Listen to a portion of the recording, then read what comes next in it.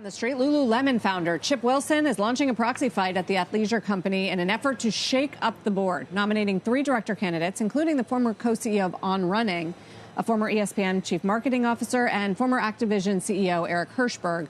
Wilson is not trying to put himself back on the board, although he does remain Lulu's second biggest shareholder, nearly 9% stake, 10 million shares, and has long complained about the performance of Lululemon. This year, it's down 45%, and sales have stagnated. They were growing above the industry for several years. It's gone through a number of CEOs since Wilson himself stepped down as CEO, and now he wants to shake up the board. He also wants a proposal where shareholders would have to vote annually on reappointing all the directors, something he said is more common practice at other S&P 500 companies. I'm just looking. Lululemon has something online on its website that Alo Yoga does not have, which is a big sales section. And that is often indicative of, who's doing well right now and what products are most in demand. Alo has been killing it.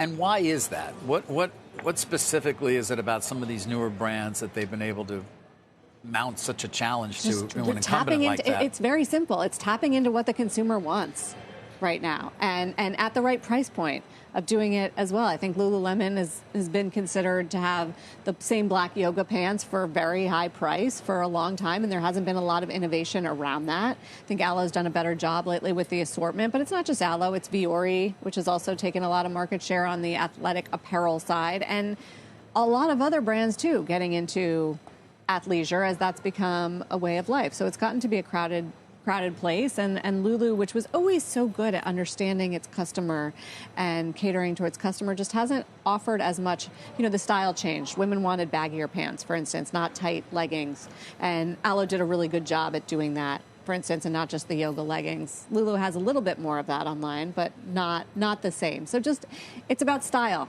And for a long time under Calvin McDonald, they didn't even have a chief design officer at Lululemon. They waited a long time to rehire that. So all of this, Chip Wilson says, is not just management, but it's the board. And one example is, Calvin McDonald stepped off as CEO a few weeks ago because of the underperformance. Where was the succession plan? Right. It's a little unusual that they're now searching for a CEO. One reason perhaps why Elliott has $1 billion stake and is pushing Jay Nielsen, a former CFO of Ralph Lauren, to be the CEO. Yeah. No, listen, we talk about it, obviously. Boards are important. They can lose their way, and it's never completely clear what happens in that boardroom, how much information they truly, while they are entitled to everything, how focused are they?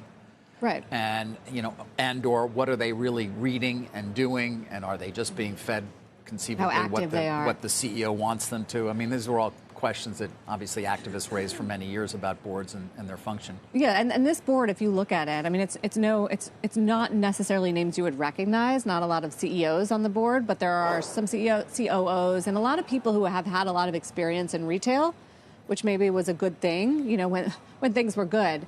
But judging by some of the picks that Wilson has, it's more people who are sort of in tune more recently with big cultural moments. Right. And really capturing the zeitgeist. And ultimately for fashion, that's what you need. I know, but who's going to sit in that boardroom and raise their hand and say, I think we're losing our way in terms of understanding what the consumer is? I know you should, right? I think what they're doing is more interesting. I think, we need celebrities. We need brand ambassadors. All sorts of ideas. Yeah. Put me on the board. It'd be good. Yeah. You will eventually be a board member one day, but you got a lot more ahead of you as a journalist. I'm good. I'm happy. I'm seeing it for you 20 years down the road. Thanks. Okay. And for you. 20 years down the road? Let's just hope I'm here. You've got plenty of time. You're here. I'll be here.